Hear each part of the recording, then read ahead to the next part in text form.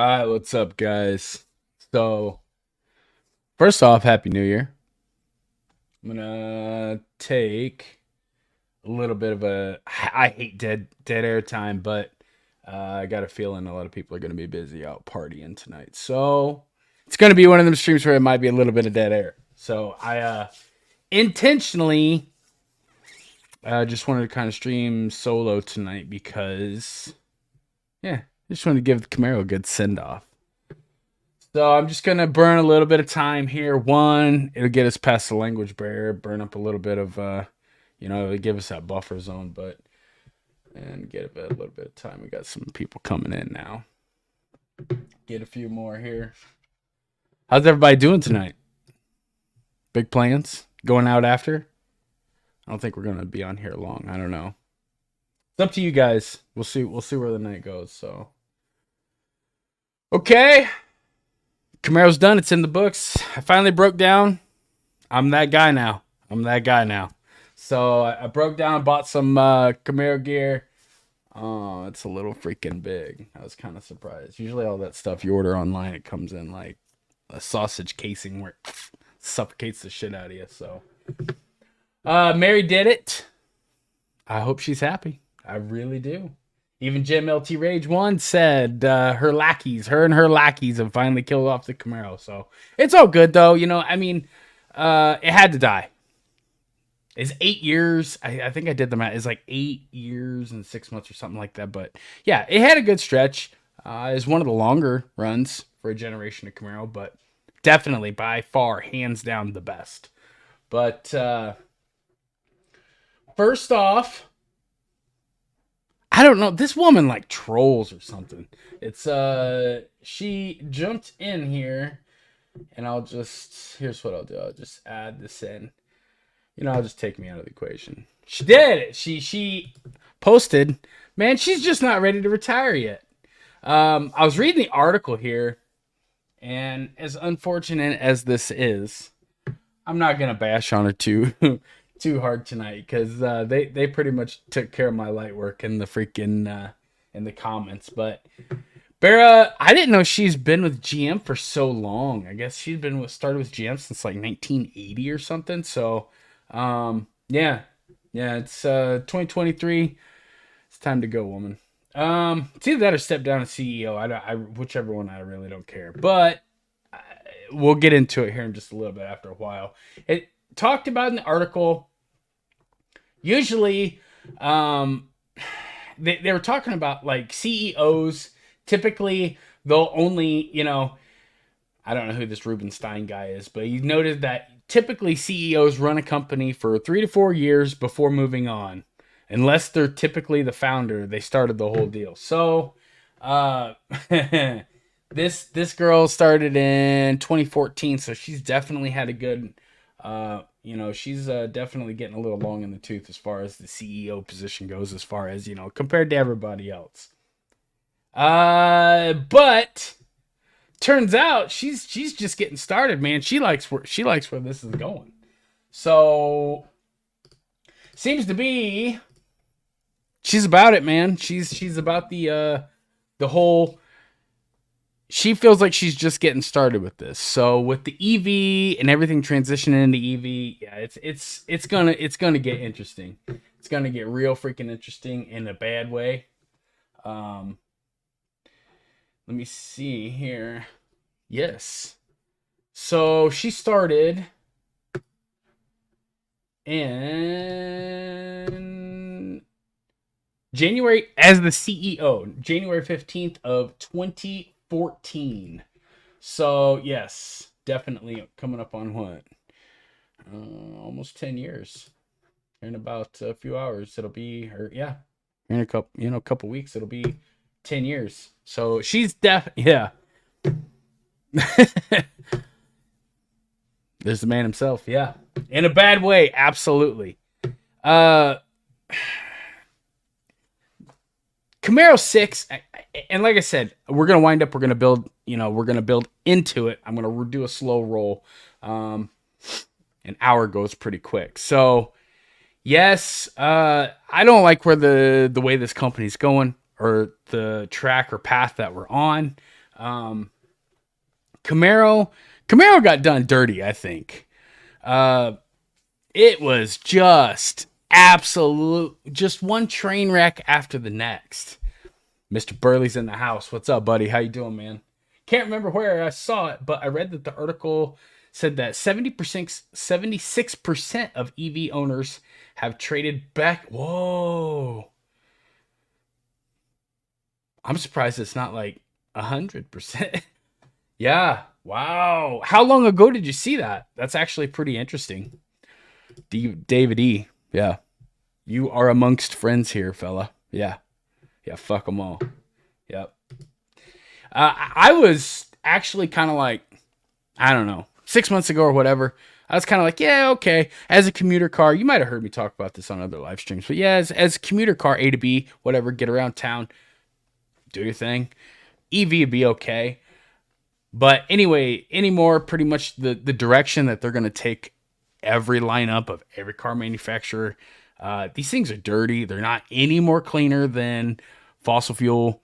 They're a joke. They're very, very limited. To me, it seems like we're kind of actually going to be taking a step back or regressing the progress as far as EV. They do have the strong suits, 0 to 60. They are heavy, so they're going to get traction, all-wheel drive. But I mean, there's pros and cons to everything. But these things have a lot more cons than pros. I kind of want to talk about I guess we'll just dig into it. Global B and the C8 Corvette. And I'm really, really nervous about where Camaro is going to be coming back. They have confirmed that we are going to get a 7th generation Camaro. When? We don't know. A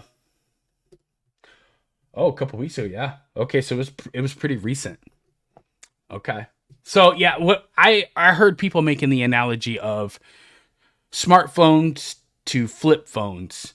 And people were all hesitant to go to smartphones, which I wasn't. As soon as I heard that, I could have my iPod and my phone all in one in my pocket, I was like, sign me up. But they were saying, oh, yeah. As soon as general populace, starts realizing what an EV can do, they're going to start trading in their gas cars for an EV. Well, I think that's a lie, dude. That's a lie. So Global B is going to be the start of, well, actually, it's going to be the start of where your car actually goes from analog car, actually having fun and being able to tune stuff and tweak stuff and to actually video game, PlayStation, Nintendo type shit. This is it. This is the line that we're crossing. I'll go back. And those of you that don't know, Global B, it's a more updated architecture. It's what the EV runs on. That's going to be a CAN bus system. And I'm not really trying to get into a freaking big teaching session here, but CAN bus is controller area network system. The bus is pretty much how each module, PCM, TCM, EC, any kind of module talks to each other. And on these cars, we're pretty much getting a body control module. Does any of this stuff sound familiar? Engine control module, transmission control module. I think they have one for the ELSD now, but I can't remember what they call it. But all these modules, nodes is what they call them, NODES. That's the, pretty much the common jargon for all the CAN bus system setup. But we've kind of had like the big chip shortage we had with the silicone chips. They've ran on this older style of chips. Well, that was Global A.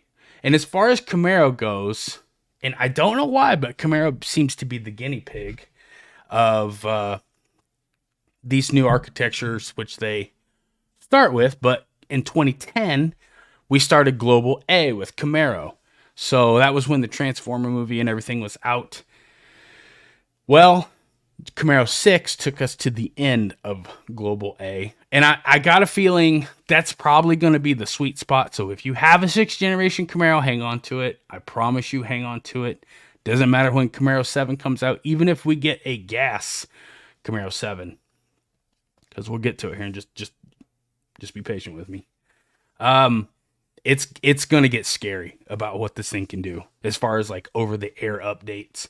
Now my car can, anybody with the Camaro 6, I don't know if you've seen it when you park.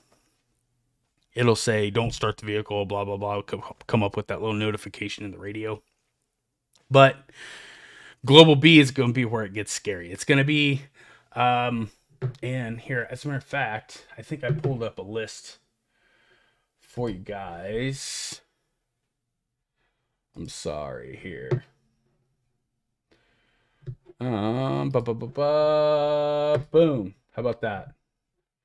Let me double check over here and make sure we're seeing the right thing. Yes, we are. So, okay, so this is going to be all the vehicles GM uses currently for the Global B architecture. And I don't know if anybody's seen this article. When did it come out? November 10th. So it's a couple months back.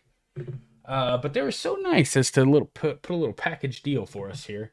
So it goes back to 2021 model year, 22, 23, 24, and projected 25. If you can go down and, like I said, if you want to look it up for yourself, you can screenshot that or whatever. It came out November 10th, 2023. Same article. And it lists every vehicle that has this Global B architecture. So it's not just Corvette. So Corvette is not special by any means. And also, if I scroll back up here, so I don't mean try to make you dizzy, but with the Global B by GM, so we're going out to a 2025 model year. Go down. Here is the lineup composition. So this is what they're projected to be. So in 2021, there was only 24% of all GMs on the road. And you can see as it progressed, 33%, 46%, 66%. And by 2025, they're going to be at 81%. So yeah, yay for us, right? No, because this is going to be where they have the kill switch. They're going to have a bunch of stupid stuff. I mean, it's almost terrifying. Here, I'll just get in. We'll jump into it, and then you guys can tell me what you think. I'll share this one instead here. It goes on GM. That's the automatic braking. I'm sorry. But if you go up here, today they just released they're going to file for a patent for in-vehicle violence detection system. How about that? So, what the car's going to do, I don't know yet. I don't think anybody knows whether it's going to automatically notify police, whether it's going to stop, kill the vehicle. This is the part where I have a problem. And even if Camaro 7 does come back with Global B architecture system, this is going to be the stuff, unless somebody knows how to hack and disable this stuff, I'm probably not going to be buying. Even if it is for the channel, I'm sorry, guys. We'll probably go back in time. I don't know yet. It says GM has filed for a new system detecting violence in cabin vehicles. So what they want to do is they want to have a camera watching you guys. Well, not just you. They want me. We're all going to be doing this. It's going to be sweet. It's Mr. EST. It's going to have community. Yes. Yeah. Probably. And you'll have a social credit score too. Yeah. Oh, it's going to be killer. This the airplane, like all the shit inside the cab is floating like in front of your face. That's how fast this plane is going, straight for the fucking dirt. Yeah. It's terrible. It's terrible. The HOA, baby. What, COA? Car owners, yeah. But no, it gets better. We'll get back into it here. They want to have a camera, And what they're going to do is they're going to have this cloud-based, and you guys can go through and read the article too. They're going to have a cloud-based system that recognizes guns, knives, fists. They already listen. So this is why I am not really interested in the C8, because I don't need somebody watching me, dude. Like, I don't need this in my life.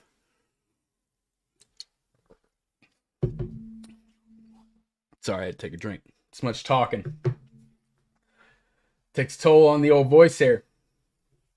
So it says the patents include car sharing. So if you do like Uber or whatever, I don't know. I don't know how everybody's gonna feel about this. Yes. So like I said right here, it says cloud-based systems, and they're gonna, like I said, they're gonna have like pre-baked in, AI, which is gonna detect what a gun looks like, a pistol, rifle. It's gonna suck. That's why I'm saying Camaro6. I know the cabin is a little bit tight inside, especially for bigger dudes here. But listen, here's the thing. This car is going to be, as much as I hate getting in and tapping, track tour, blah, blah, blah, getting all the settings right, the crash monitoring system. I think that's what it's called, as far as like, everything beeping at you and stuff. This is going to be like the last analog Camaro. And I don't even know if you want to call it analog, because I don't even know what the word is for it yet. But it's going to be the last like intrusive. So Global A is probably where I'm going to stay. Yeah. Right. Yeah. Yeah. No. And also, the Camaro 6, dude, I do not know how they're going to improve. I mean, GM is run by engineers, and Al Oppenheimer and the team, pretty much any way to improve on any one unit, and this has been proven in the past, is the same team which made said part needs to make the successor to the next one. So if they come out with a new team, I mean, come on. Camaro 7, it's really not going to have a chance. Maybe it'll be like Gen 5. It was better than Gen 4 in its own way, in its own right. But, Camaro 6 came out and just crushed it, man. I mean, it was lighter, stronger, more nimble. It was just a little bit smaller, but for sure, a better car. It had better use of a lot more alloys. And I finally found, I believe it was like, the number 4588 sticks in my head as far as spot weld count. And I'm still digging for some sheets. I found them on another YouTube video, but I don't want to, for copyright reasons, I don't want to be using their content, but it did find some stuff from the engineers, but it's impressive. 4588, that's a spot weld count. That used to be like a four-door family car. That's how many spot welds. So this chassis is strong. I'm just hoping that the corrosion protection holds its own down the road in the future. But if that does, this car is gonna explode in value. So it's all gonna be how well the public receives this new one. So we'll see. Let me add here. We'll go back in GM files for, what do you guys think of that? GM files for anti-violence detection, baby. Isn't that awesome? GM stock flat again. Oh well, I shocker. Now the Equinox is coming out EV. Everything is coming out EV, man.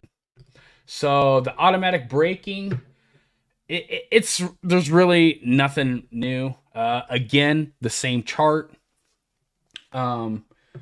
And the S is where it will be applied. But you can see here, our boy Camaro, Not applicable in all years. So, yeah, I'll don't think that you're gonna hit that bitch if you run up on somebody and just like test that. No, don't do it. I'm telling you right now. I've been kind of tempted to test that myself because it'll beep. So I'm like, man, I wonder what'll happen if I like, just ghost ride this. But yeah, after reading this chart, don't do it, guys. But it's a good thing because, like I said, it's going to be the last analog.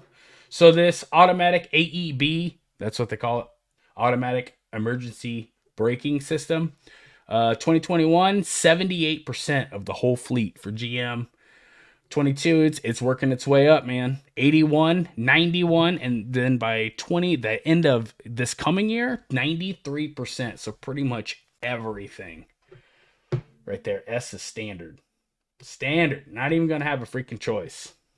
So, like I said, we're in a tailspin, man. We're in a tailspin. So you guys, like I said, you got to vote with your money, man. Vote with your money. But this is not for me because this is kind of like the point where they're kind of overreaching the boundaries, and I'm okay. I got a full-time job worrying about myself. How about you go do the same? That's how I feel about the government. I don't want them in my freaking life any more than they have to be. And yeah. Global B, it's not for me, man. I was kind of leery. Not really leery, but I was pretty excited for it when the C8 came out. Because I was like, oh man, because every time software, we just get a new version of everything. It's bigger, better, faster, stronger. It's, you know what I mean? But this is making a lateral move to like intrusive. Just dumb. So, are you guys going to buy one? Yeah. How about that? No, sir. But Camaro6, I believe, will retain its value. I think when people see, and I can't find any information now, but I don't know if anybody remembers when they were trying to push OBD3, and they had this system called HALT, HALT, which was kind of like the kill switch. They would just they wanted to have the police chopper come in, hover over you, boom, little radar switch, automatically kills your car. They might have the ability to do it now, but with us on the global A or the older architecture, we still have a chance to override that, get rid of it, delete it, you know what I mean? Pull it out of the system. So that's kind of where I think Camaro6 will remain king, probably for a while. But the main reason I started this stream was I kind of thought I had a text message from another subscriber, and I kind of thought about it, and I read an article, and Camaro6 just got abused. I think when it came in, it was a fantastic car. It's an amazing car, and it came in, and it just went through one trial after the next, after the next, after the next, and first we had no marketing. No marketing, and then we got a refresh, and everybody bitched about it, and then by the time they had stumbled and said, all right, this is what we're doing, exterior only, refreshed, then we got COVID, and then dude, it was terrible. So when do you guys think we're going to be seeing another Camaro? I think we'll be seeing something by 2025, 2026 is when I think that we'll be seeing it. But like I said, the new V8 will be a good indicator of when we'll be seeing a Camaro. Now they've come out and said that that's going to be for the trucks, fleet vehicles only, but I have a hard time believing that. If Camaro comes back, they've already been talking about putting that V8 in Corvette. And if Corvette gets it, in the past, Camaro's always gotten it. So it's where we're at.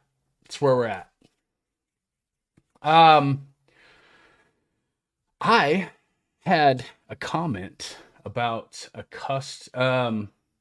when the Camaro in 16, and that was when I came up with the thumbnail. Yes. Saying that the MSRP came in a little high. I didn't think it came in too high. I think it came in right where it should have been. 650 ZL1 only losing by 1/10. Yeah. It yeah. Yeah. Yeah, there is a ton of data. But that GT500 MSRP, if you could get it at sticker, and that's a revelation if you could, all by itself, was like 95 grand. So this car came in at like, dude, it was way less. Way less. I pulled up the stats here. I don't mean to throw all this shit at you real quick here, guys, but I pulled in 2016, and this is all I could find, so this is what I had to go off of. But 25.7 would get you into a Camaro. Now, I was talking with somebody about this a long time ago, and I still have the build sheet on my 2019 OJ, the window sticker. But 36.3, that would get you a 1SS. And I kind of thought over time that the MSRP kind of like crept up on us and they just freaking ramped us, but it really didn't. I mean, maybe, I don't know. You guys tell me your opinion, but I found on GM Authority, yes, that same 1SS was only $43,895. So it was a difference of like $7,500. I know that that's a lot of money. That's like the 1LE package in of itself, but you got to think over time, 2016 to 2023, that was like 7-8 years. You know what I mean? That's really not that bad. GM annual price increase. Fuck yes, I get it. I get it, man. But the thing is here's why I think it felt as painful as it did. Was I pulled up the inflation going back 10 years here. Let me add this in. This is a lot of clicks. I know. I'm sorry, guys. 10 years, but the inflation you watch, I mean, 1.5%, 0.8%, 0.7%, 2.1, 2.3, but I mean, it just freaking ramps right as COVID hits. And, you know, you guys know as well as I do that, yeah, you guys know as well as I do. Camaro, it's really not the, you got to be enthusiast to be like on the screen, loving the car. Typically, a lot of those sales are like transitioned on the lot. Like, I can't afford a Corvette, but you get everything that the Corvette has, but just in a different chassis. So, depends on the consumer, you know what I mean? So, that's typically where a lot of Camaro sales came from, in my opinion. But it seems like that's when like the Camaro was starting to feel the crunch. That was that's when the sales started pinching off. And here, I'll just show you here in a little bit. I think the exact same LT1 I got in 23 would have cost $3,000 more to get it in 20. Yeah. Annual price. Yeah. Just to get it, man. Just to get it. The same car. 2022 ZL1, 60. Yep. 68,595. 2023. Oof. Yeah. I priced out, what was it? I did a live stream on it. I built that 2024 ZL1 1LE and it was like 79 grand MSRP. Yes. Did you pay you didn't pay a markup. You didn't pay a markup. Wow, that's a lot. Maybe is that after taxes? Is that taxes? Is that like out the door price? Because I think that's what I paid. was I paid 77, but I got screwed 5 grand. I had to pay 5 grand over. I did it because I wanted the color and I wanted the updated system. The no oil pump problem, blah blah blah. Goes down the list. But I paid it because I kind of thought 23 was kind of going to be the last year, and I was like, "Yep, get ready for the markup galore." But it's kind of weird because 2024 was the last year, but we're already done with 24s, and it's not even 24. Like I don't even get what the hell this lady's doing with this company. Yeah. Yeah. Yeah. Hey, that's what everybody came at me with. They were like, car's a bad investment, right? And well, you know, just I'm no different than the average consumer. People place money in what makes them happy.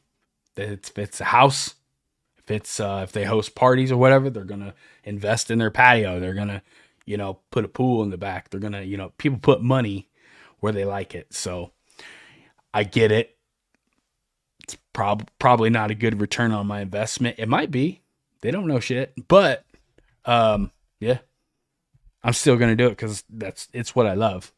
I've just always been that way. I've just take care of responsibilities, do what you got to do. But in the back, I'm just I'm sure everybody's like this in the back. You're like, man, it would be so nice to have XYZ. It's usually a car. So no, no, her intentions are bad.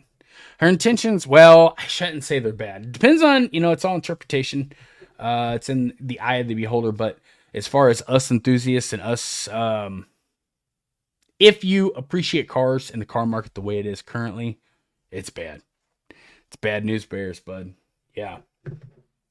Yeah, the inflation fell right in line with the sales, and I pulled this off of Wikipedia, which I'm kind of digging more and more. But this goes back all the way back to 1967, and these are sales in the US. Now, and it falls right in line with the die off in 2016. I should say 2010. We were hitting 80,000, and I'm not really worried about. I guess 2015 was last year. They dipped into the 70s. I'm not really worried about Mopar Mustang. Everybody's going to have their own jam, and I understand that a lot of people make a lot of decisions based off of like trends, what's hot, what the crowd is doing. So, yeah, Camaro 5 hit the ground running, man. They were hitting strong. Sales 2016, bang. It carried on. We were high 70s, tapered off 60, 70. I don't know what went wrong. It had to have been. The only thing that I could think people were straying away from buying a Camaro was, they had like the intake valve spring break, the oil pump problem. Anytime you come out with a new car, people got to get used to it. Two, you're going to have a lot of part breakage, just kinks in the system to work out. So, yeah, took a little bit hit in sales, but I will say, I do believe this. Trying to find, sorry here. I do believe the sales numbers, because they do seem to be like on par with all the other topics. It's just I was able to find all the numbers in one place, so that's why I'm bringing it up here this way. So, but looks like 2019 is when it started to tick off, and then, 2020, 21, and 22, and 23 and 24 is no different. 24 is going to suck, especially, but. I think 23 actually went up a tick, but yes, that's when the sales were just like boom, freaking just blew through the basement, and 20,000 a year. Yeah. So it falls right in line with that inflation, and I get it, man. Stuff's being a little bit too expensive. Maybe I heard a lot. This book right here, I picked this up, man. I found mine on eBay for like $10. It's not just a book of like Camaro pictures and stuff. I mean, there is some, yeah. Like I mean, but this book's got a lot of like lineage, heritage. I'm learning a lot of stuff like from the first gen, but the sales numbers do line right in with the sales numbers do follow in line with what this book has to say. Sorry. Um. Yeah. Goes up a tick when they start. Yeah. Isn't that weird? I've told people all along. They're cutting production intentionally. They were cutting production. They still are. And this is the typical stupid mentality of I'm gonna cut production and we're going to raise the MSRP. We're still gonna get the same margins, maybe even more, and we're gonna do less work to get it. So yeah. Orbital 1970 GOAT. Nice. Says bean counters ran GM instead of engineers in the late 70s and 80s. Product suffered. Yeah. I could see that. Engineers took over in the late 90s again. I think we are seeing the same again. Al Oppenheimer left Camaro. Yeah. The whole team, as far as I was aware, they got broken up like 6 years ago, 7 years ago. I think it was about the time I bought my orange car. They pretty much just dismantled the whole freaking team, annihilated it. But you're right. Bean counters, I wasn't around to actually witness it, but from what I've heard and what I read in the book, that is true. But man, I wish Al and the team could get back together to make Camaro 7 and somehow, some way, make this to where we could have. And I just, I don't have any more faith. But I gotta be patient, put it on ice, and wait to see what's up. So we'll see. Why do you think there were more Mustangs, Chargers, Challengers on the road versus Camaros? You witnessed that. Yeah, dude, we rode in the only two 6th generation Camaros there were. That was I mean, there was no 4-cylinders, 6-cylinders, LT1s, SSs, nothing. That was crazy. It was all Corvettes. Yeah. C6 Corvette. There's only a couple C7s. That's right. Yeah. Chargers, Challengers. Trend. It's a trend. A lot of people, and a lot of people are like, oh, well, it's a big roomy car. We're American. We like big roomy cars. Well, bullshit. Because I know of a lot of people that traded their Mopars in for a Camaro, and they said they liked the interior feel, fit, and ride quality better. They said the seats were better. So, I mean, yeah. I think that people, especially on YouTube, Mustang has always been price. It's always been price cheaper than the Camaro. The Camaro's been kind of like in between. Mustang's just been cheap, easy horsepower. And the Camaro's been kind of like in between. But yeah, everybody went Mopar crazy. And they're not bad cars. They're good cars. As a matter of fact, if I had to steer away from GM, I would probably go Mopar. But, like I said, everything right now has been so freaking,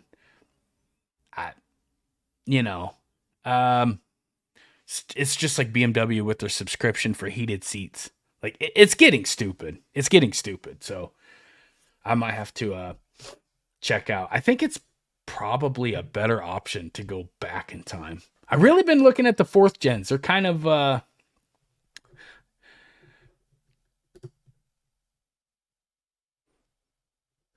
ain't even gonna say it. I won't read it. They were advertised. Their commercials were fun. They knew how to talk to you. Horsepower, attitude, raw. They knew what you were thinking, and they would say it. So, yeah. Yep. Yeah. Yeah, probably in the movies. Yeah, a lot of the cinema and all the mainstream and everything is really taking a hit. It's been really like going straight to hell in a handbag here lately. So as far as possibly some, but it's just like Jim said. They were advertised, marketed, pushed. They actually had horsepower increases, different models. Some were exclusive. They were still obtainable. You could get it. Cost more money. We would make it for you, but you would get it. They made the buying experience fun. Yeah, there was a lot. There was a lot. The Camaro, God, it was crazy. It was weird because um, it's such a diamond in the rough. It's such a diamond in the rough sitting on the lot, but it was just like, yeah, well, it's here. We got it. If you want it, 455 horsepower, still the same as all the others. You know, if you want a collector's edition or whatever, or some kind of redline edition or whatever, it's stickers. It's pretty much a different combination of this and that, just in a different way, in a different color. Yeah, yeah, yeah. Boy, that was a good video, wasn't it? No, no, it was not. Sucked ass. Yeah. The Camaro, I think, really took a hit is marketing. I bought a brand new Camaro, and I don't know, I can't remember what they called that book. Mike, do you remember what they called that magazine or that? It was like a little pamphlet, maybe like 100 pages or so, kept you up to date of what you know the current events of GM and everything. Um, God, uh, dude, I'm gonna tell you what. If I could, uh, I'd be all over it. I'd be first in freaking line. I would read that magazine that I would get, and you wouldn't even see a picture of them, man. Not even one. No, nothing about Camaro at all. They didn't change anything. No horsepower. I think for the longest time, we got the refresh in 2019 with the flow tie, and actually, other than the fifth gen Z28, that was the only naturally aspirated Camaro in sixth generation to have a flow tie. So, yeah, it's and then everybody pretty much pissed their pants about the flow tie being in the tie bar, in the bumper cover structure itself.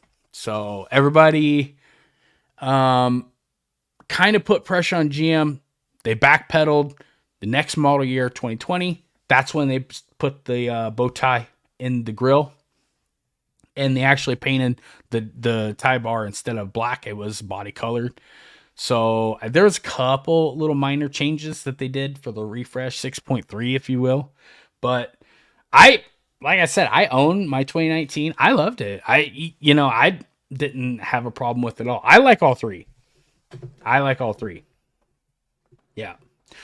I think David's right here. Marketing is key. The reason I bought my first 6 Gen 2 SS, wow, okay, was because of YouTube influencers. Exactly.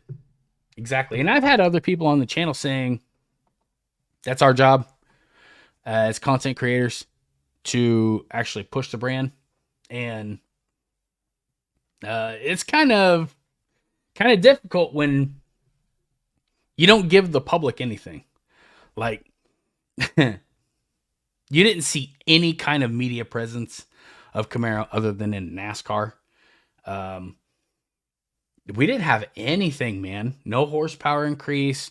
There was nothing. I mean, there for a while, dude, I had to wait almost 8 months to get mine, and I had it paid for. Yeah. Yeah. Yeah. Yeah.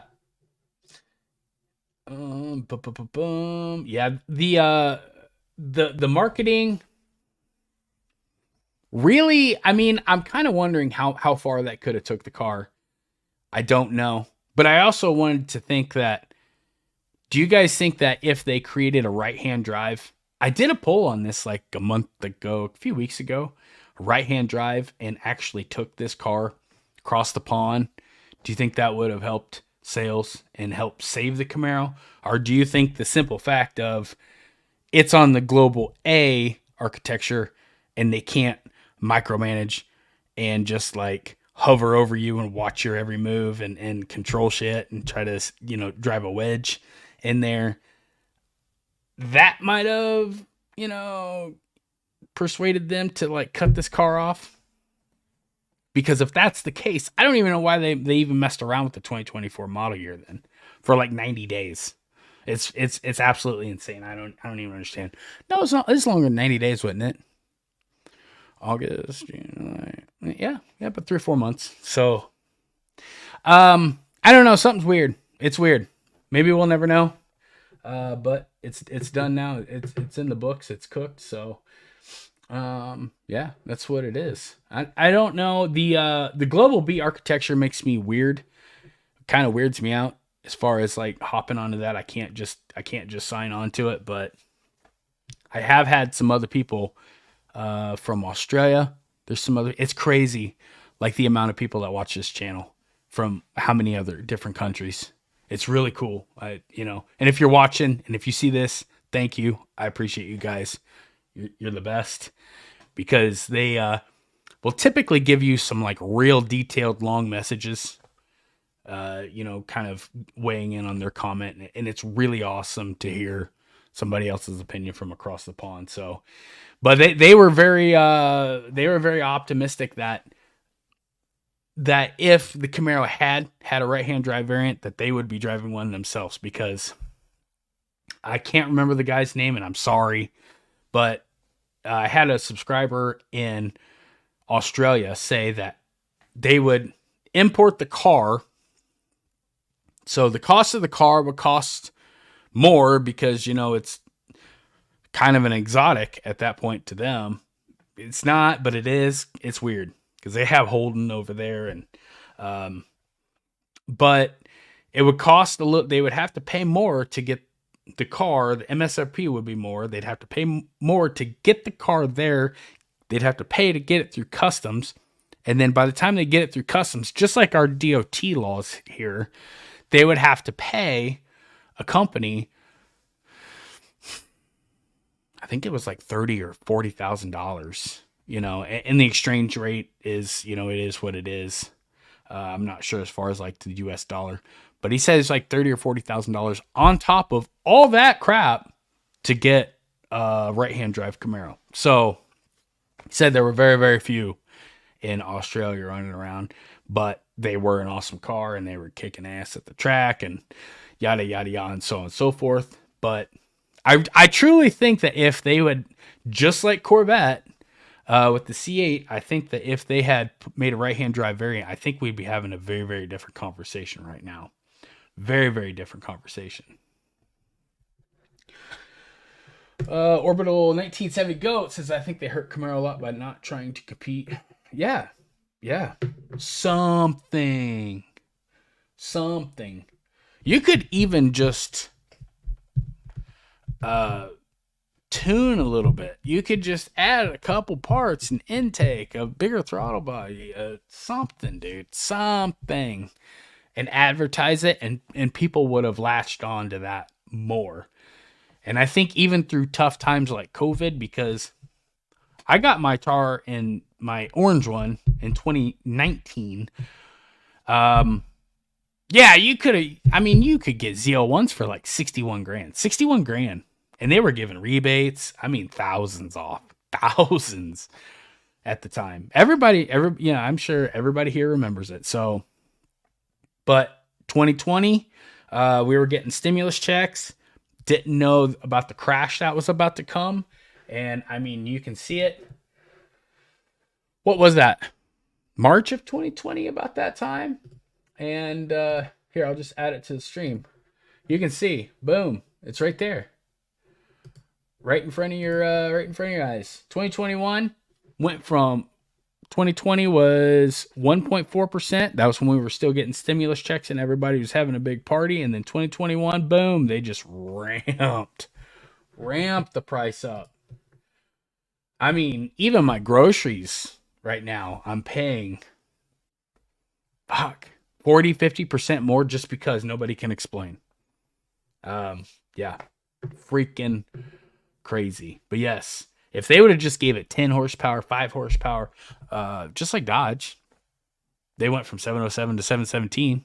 People were like, "Oh yeah, double snorkel hood." That's I mean, yeah, I think that would have actual tangible changes to the car, literal like actual different parts, part of a special edition would have went a lot further than some commercials or pictures in a magazine.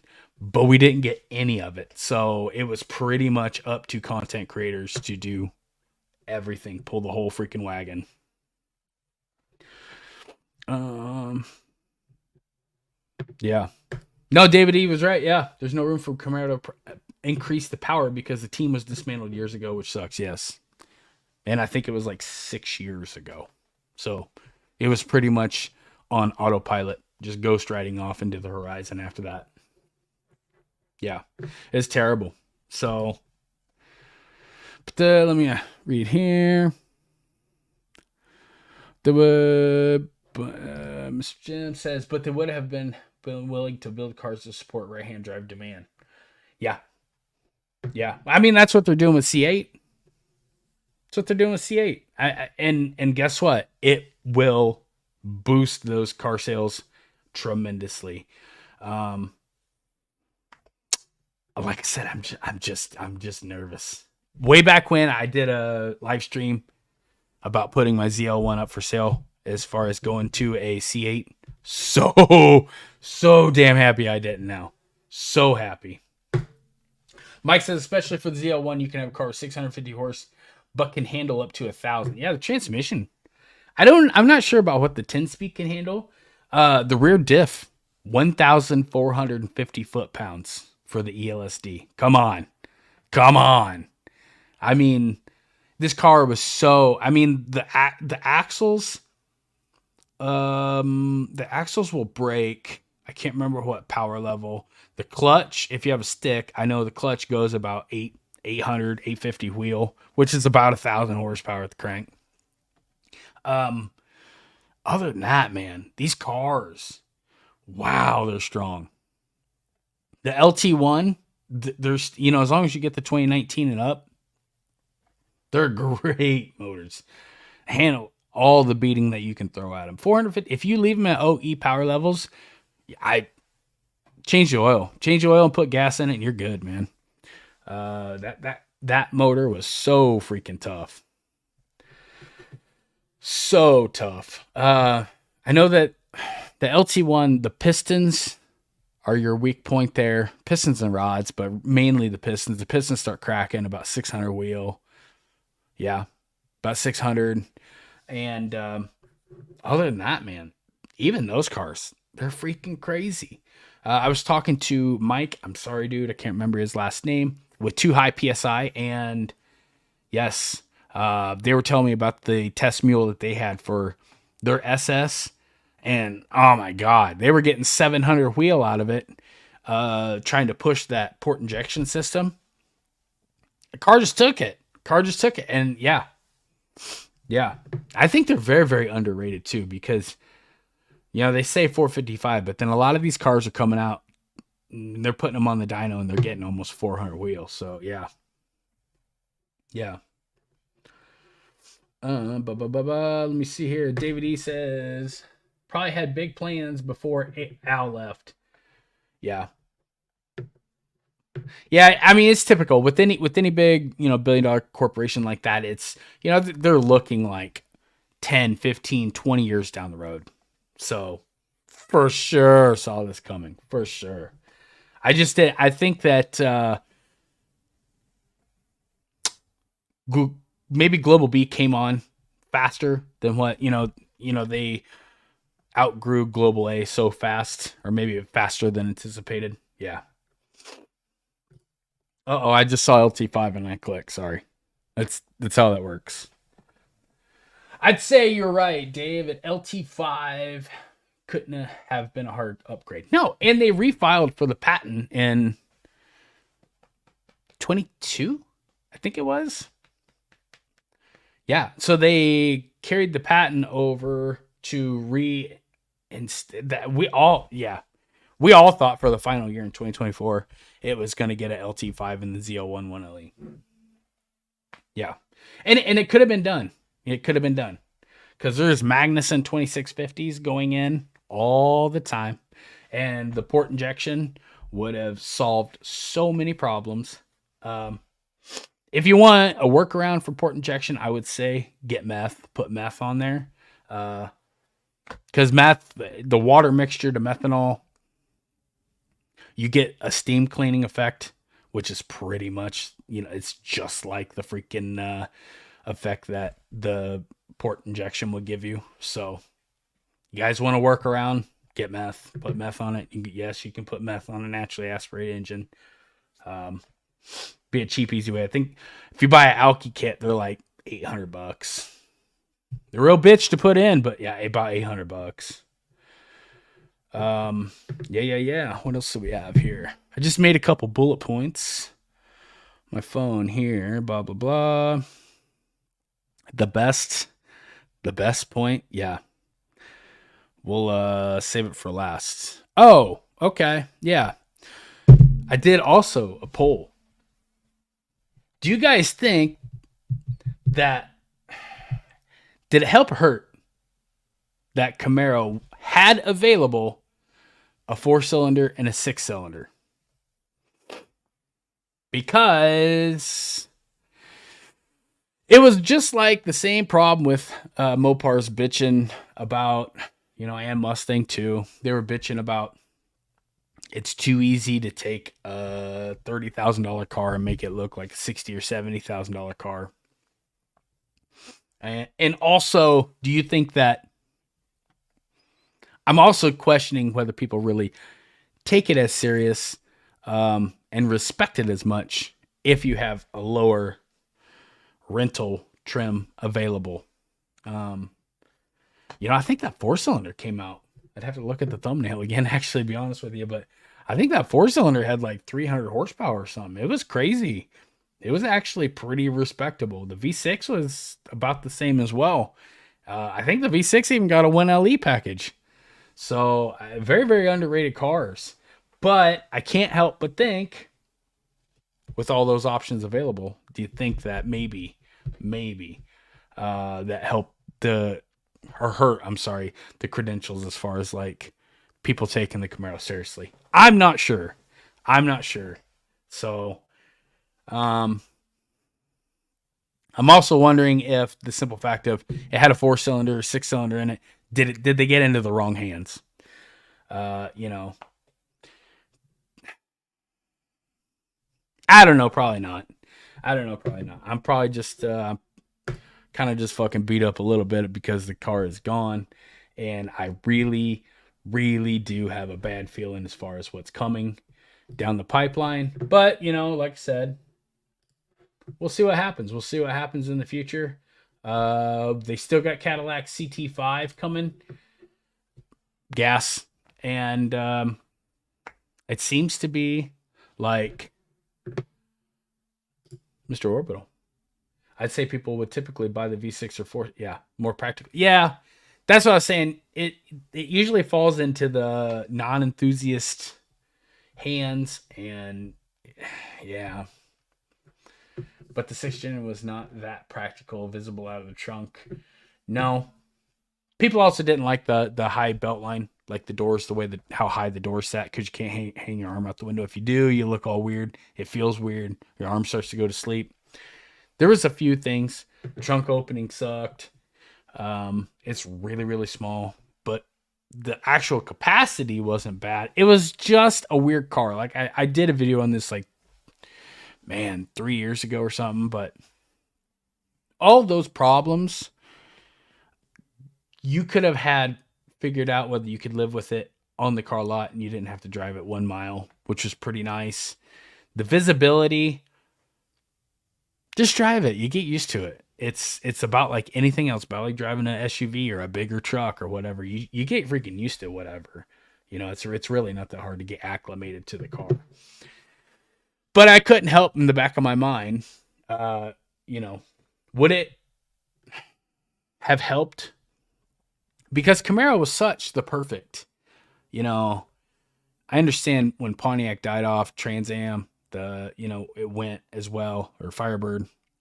But Camaro was such a, it was a 2+2 front engine. It was a GT car, cruiser, and it kind of filled the void between Corvette and, the Cadillac. So it was a perfect buffer, and especially since the Corvette went to mid-engine, now it had the whole GT front engine rear-wheel drive market to itself.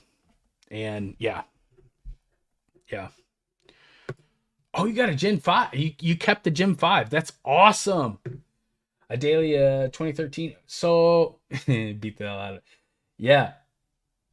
Yes. Kind of makes you respect it a little bit more, huh? Once car's paid off and you don't owe it anything, you don't owe the bank anything. There's a certain charm to it, man. There's a certain charm to it. It makes you fall in love with it a little bit more in a different kind of way. So, yeah, that's awesome. Yeah. How much horsepower does that V6 have? I know Alex was telling me that he loved his V6 too. He says that thing just, you feed it gas and oil and just go, man. Yeah. But, yeah, I don't know. We'll see. Cadillac, the Lansing plant, we're just, you get $1 billion, you get $1 billion, you get $1 billion. The Oprah of GM, the white Oprah of GM. We got the new V8. That's going to be about $1 billion. The Lansing plant to actually remodel and convert it to an EV slaughterhouse. That's going to be out. Wow. What did they say? 1.25 billion. And that's going to take a while to actually get done. So I have a feeling once they retool that entire factory, and I've been out there, that place is freaking huge. I made a video on it.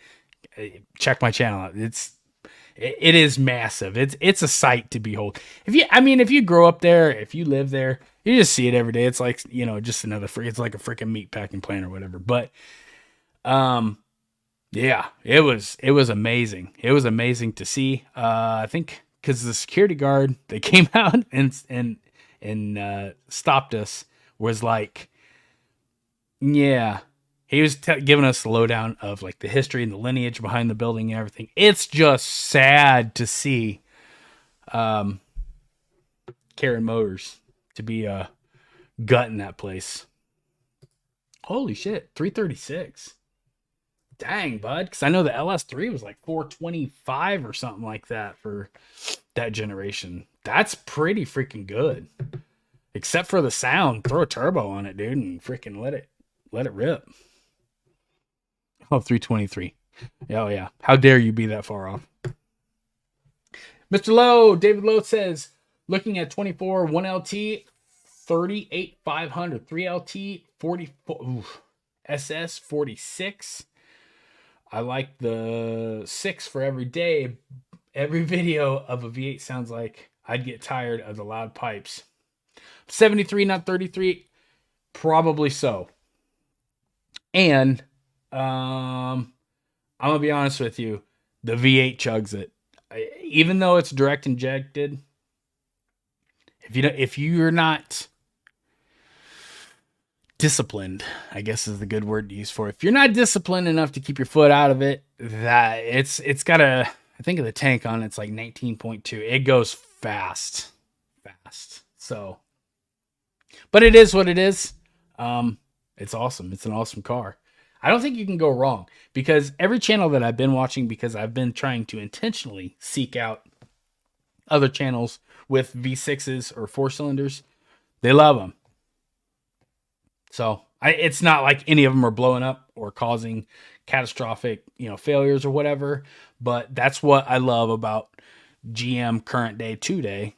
Well, a month ago, but it's run by engineers, and the engineers, it's reliability over aesthetics or any kind of, looks. So I'm that's what made me fall in love with it, because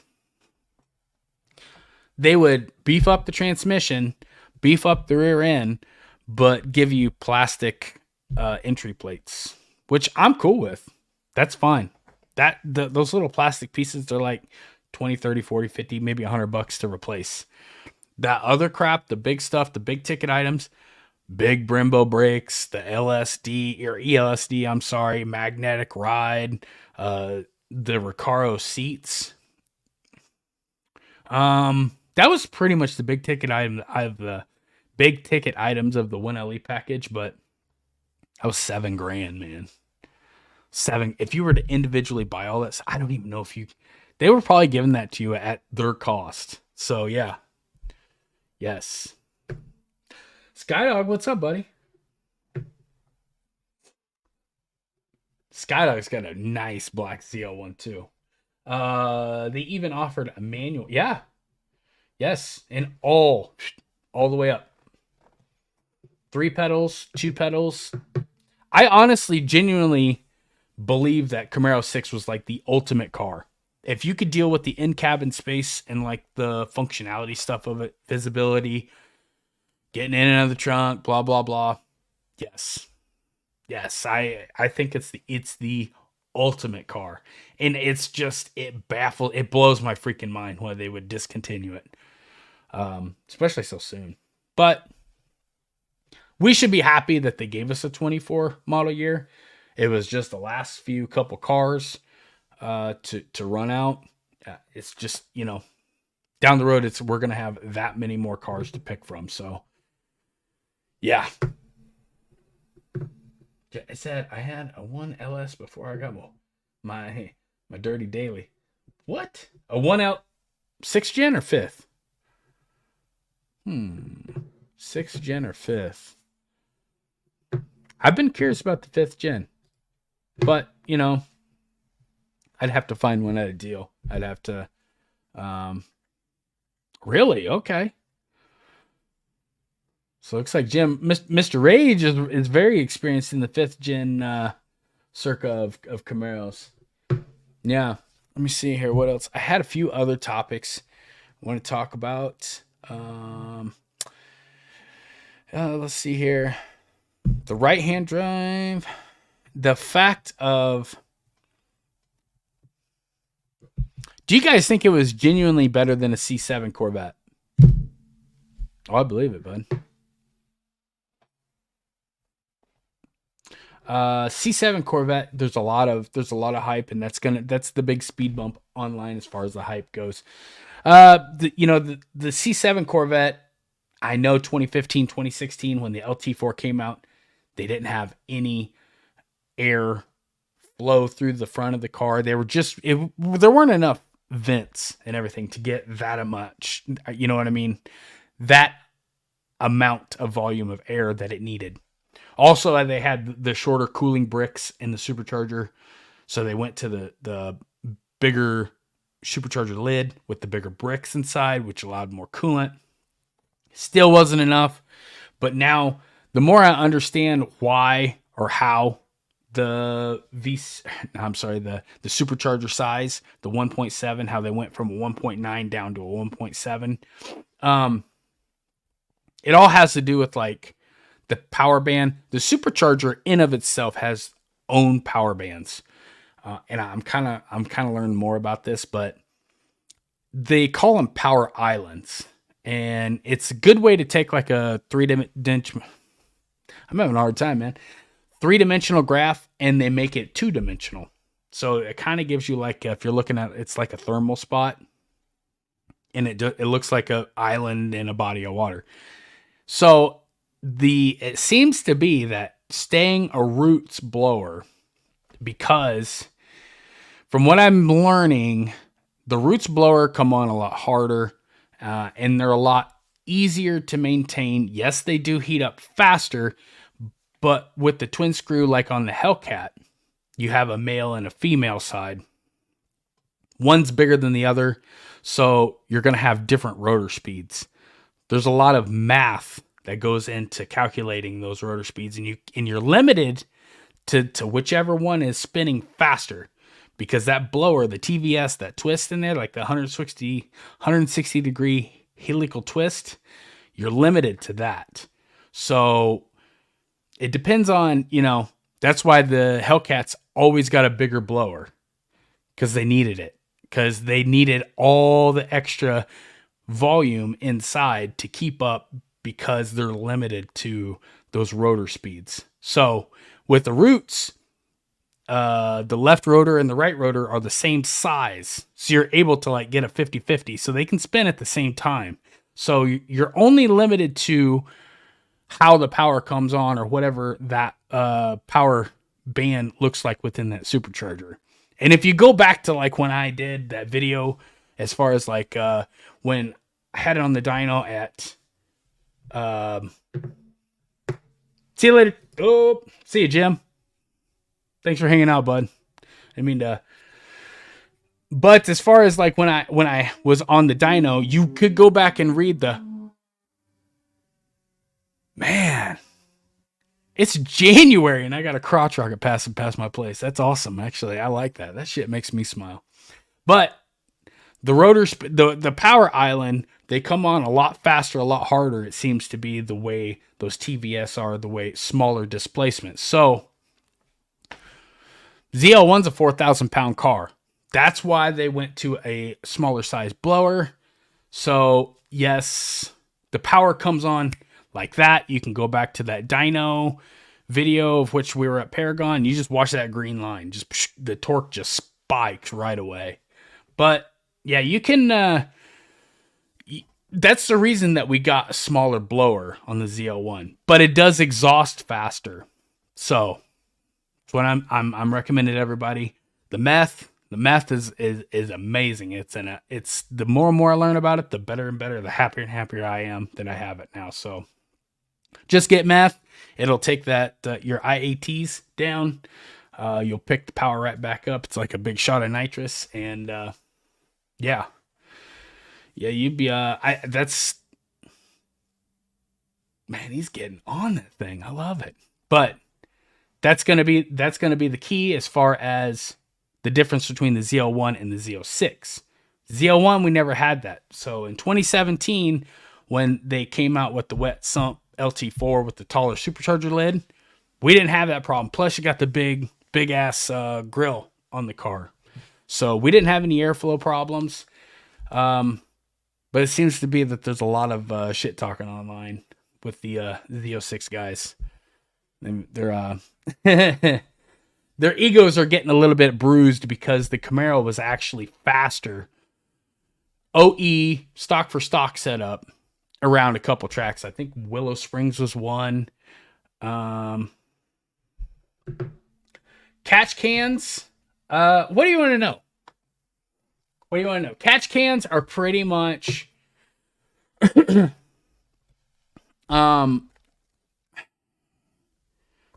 I think everybody pretty much needs to be running a catch can. I used to have an old theory that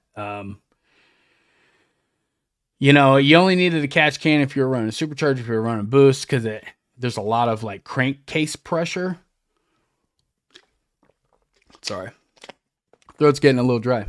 But catch cans are great, and I do need to take care of this myself. But IAG makes a can called an air oil separator, and it's pretty much targeted at Subaru. But I'm trying to get a hold of somebody and see if I can't run it on my car, because if not, then I'll be getting a catch can. Mighty Mouse, and kind of have in mind what you're gonna, if you're gonna buy a catch can, you're gonna put it on Mighty Mouse, whatever.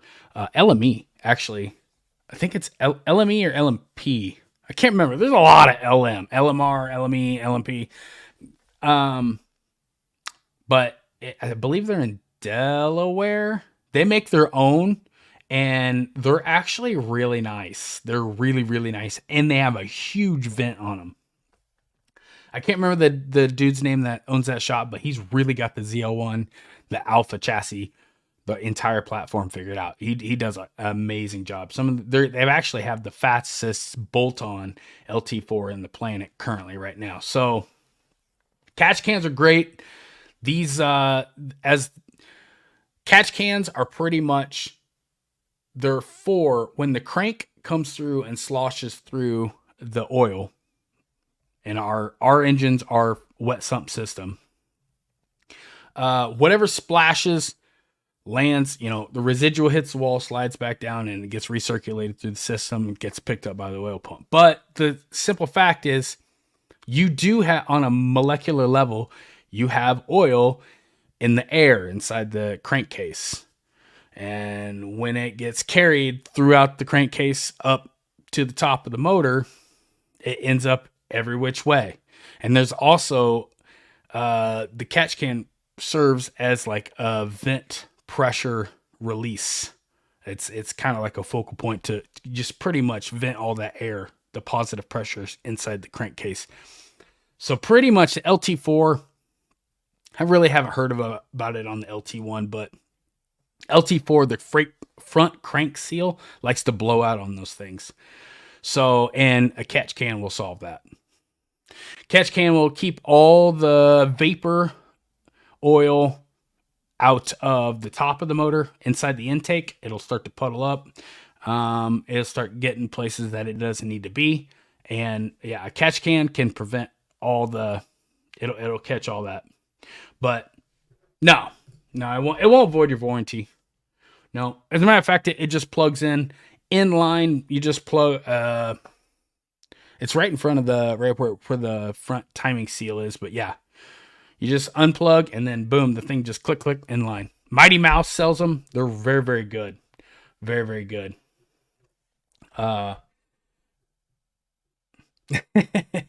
Mighty Mouse is pretty much the top brand. Like I said, check out LME. They have big AN fittings. So pretty much any power level you're going to run, obviously the more power, the more air, the faster it's going to move. So the bigger the fitting you want. So, yeah, just kind of in the back of your mind, know like what you're going to do with this build. If you're going to cap it at 1,000, 8 AN, 10 AN, that's cool. You ain't got to go with the massive stuff. But if you're going to go for broke, then yeah, get as big as you can, man. But yeah, they're a very good idea. And I've kind of changed my mind about them since owning a supercharged car. So it's on my list to do. Like I said, I just need to get a hold of IAG and see if I can get the air oil separator, because air oil separator, instead of catching it, and then like when you change the oil, you just like dump the oil out, it actually separates the air, crisscrosses the flow, and then pushes it back into the oil system. So you're not wasting anything. There's no oil sitting in a reserve outside of the engine. And yeah, it properly ventilates the engine, and it keeps all the oil vapor from getting to the top of the motor. So it's a good thing to do. It's a good thing to do, and I'm kind of stupid that I haven't done it yet. But I'm going to pull the supercharger off my car here in a couple months, so I really haven't been that concerned about it. What you pulling the supercharger lid off for, sir? There is a dampening plate under the supercharger lid that serves no purpose. And I've heard that you can get a little bit of extra blower whine by removing it. I'm not sure if it actually works. And I don't have a way to test it, whether it's true or false, but take it for what it's worth. But I do believe all these stupid little things about how they, the Alpha chassis, magnetic ride. I mean, hell, even the LT1, it was a ridiculous deal for the money. And I mean, I think that car came in like the low 30s. And you could, I mean, if you wanted to like have a build in mind and you knew the direction you were going to take it, that's the way I would buy a car. I just, I buy the stick. But now that I have a stick, ZL1, I'm kind of looking at 10-speed. Kind of want a 10-speed. Ever since Mike took me for riding his, that thing ripped a hole through the fabric of space and time. Just boom. And it's kind of nice because once you start climbing Horsepower Mountain, you really need to pay attention to the road. Now, I don't have a problem with it because, You know, there's so many nannies on these cars, and I don't have a problem with it really, but it's a luxury, man. It's a luxury. It's just a. What do you say? No, I thought you had to pull it off. Oh no, no.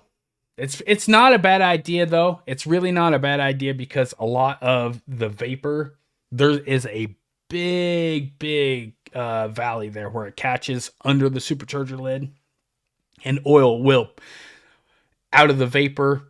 It will bond to the oil residual sitting on the bottom, and it just lays there, and the more and more and more and more it just puddles up. So not a bad idea.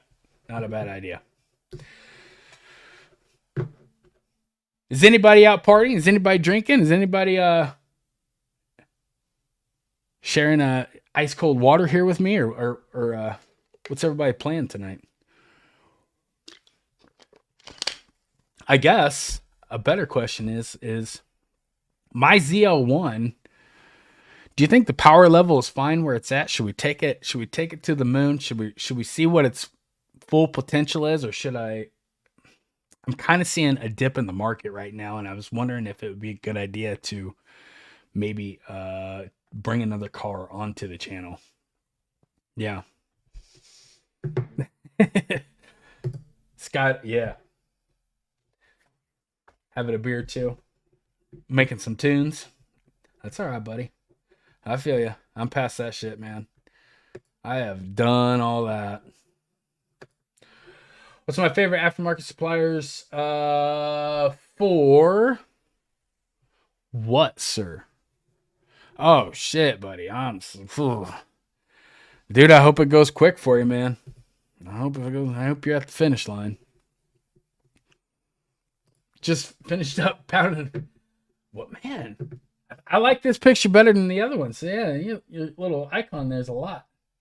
That thing's nasty, dude. What's the name of that color? I probably should know. Just finished pounding it down in Dr. Pepper a few minutes ago. Oh, man. I bet your freaking eyeballs are bubbling out of your freaking skull right now, huh? Don't worry. You'll be hitting the blow-off valve here in about a minute or two, buddy. My favorite aftermarket suppliers. For what products? What products? Oh shit, dude. Riverside. Okay, Riverside Blue. Yeah, Riverside Blue. I just like bright colors, and I'm really not a blue guy, but they got rid of my orange crush, so this is the only other bright color that they had on the 22s, and I probably would have got the Shock rather than the Rapid Blue, but the blues kind of growing on me, man. I'm starting to learn to appreciate other blue cars. Favorite aftermarket suppliers? I think for each and every individual category, I have a favorite for everything. So I kind of like, if I need brake pads, I will sit down and I will study composition of brake pads, how many compounds they're at, what country they're in, who's watching over them as far as quality control. What am I going to be doing? Do I need a semi-metallic? Can I get by with the ceramic? Because ceramics are the cleanest and the quietest. Can I get it like a carbon ceramic? Is that available? I just kind of geek out. I'm a freaking car nerd. I don't work in the automotive field anymore, but it's where my heart lies. And I'm a single guy. So I don't have a house on purpose because, if I bought a house, I think I'd be disgusted with myself because I think that would be like 3 other cars that I could buy and build. So, yeah. Burley, get a 5th gen ZL1. I'm on the 5th gen train, man. I cut my teeth on the 4th gen. Yeah, and I'll tell you what, dude. I miss my 4th gen. It was so nice. The car didn't transform. You didn't have to hit no damn stupid buttons. I'm afraid in the 5th gen, I don't know for sure, but I think in a 5th gen you have to. I don't know. I'm tired of the button shit. I'm tired of the PlayStation. So the 4th gen, you just get in and the car is the car. But the car is the car. And if there's rain, snow, or whatever, your ass is in trouble. Your ass is in trouble. Yeah. Oh, I had a subscriber from Canada talking about this. I'd like to see a turbo Camaro SS personally. Yeah, the SS. The SS was also another car. Never was marketed. And then all of a sudden we hit a um I can't remember what inspired it, but um I think gas prices spiked and everybody sold off their trucks and SUVs and went to a four-door car and everybody wanted the SS. Everybody was like, "Oh my god, this LS3 is badass." And then all of a sudden the prices just went through the roof on those things. Hopefully they're back down. I haven't done any research on it, but SS is a badass car, dude. Badass car. G8 is pretty much the same thing if you can't find one. I'm looking around for the SS as a year-round daily driver, so trying to stay. Yeah, yeah. Good luck, buddy. Good luck. No push start, but yeah. I don't know if you can bypass it. Was that one behind the glove box in the dash? Because I know, like in the Grand Ams and Pontiac, or was it Pontiac? The Buick Alero? They had a massive problem with those too, and they just learned how to freaking bypass the whole system.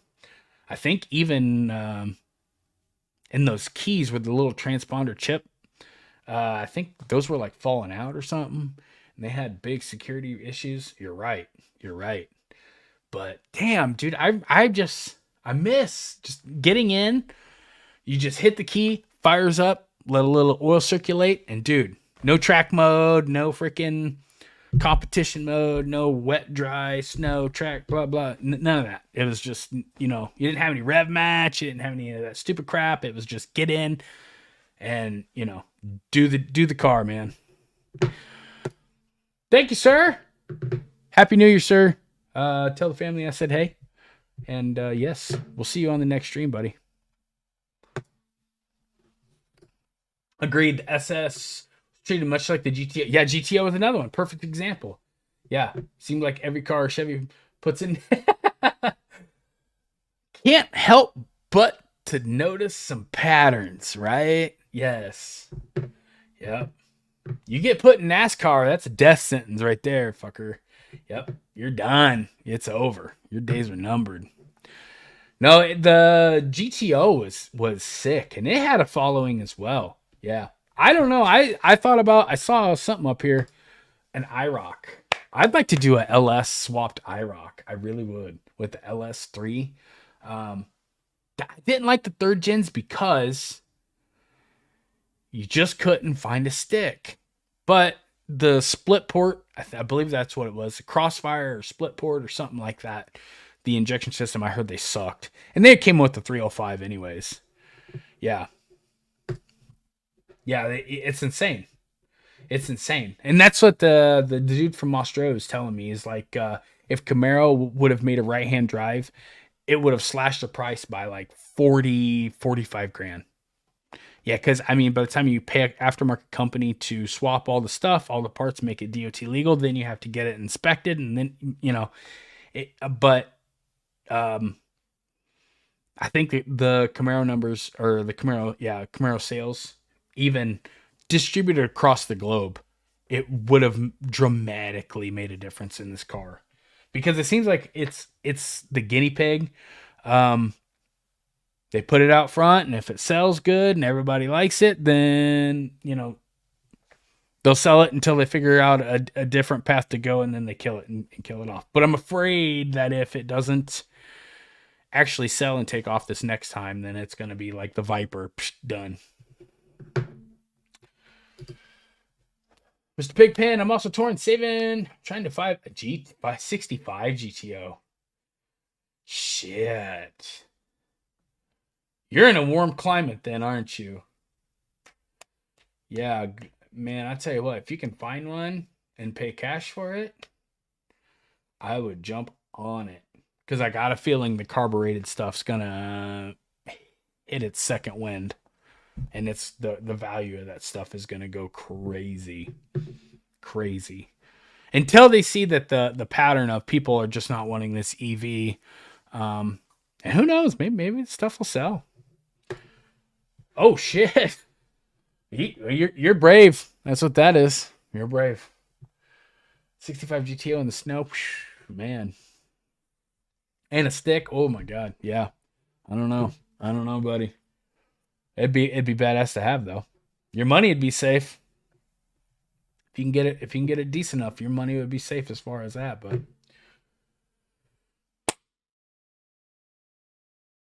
I see the 56s are coming back. Are you talking about the garage 56? 90K. Whoa. Yes.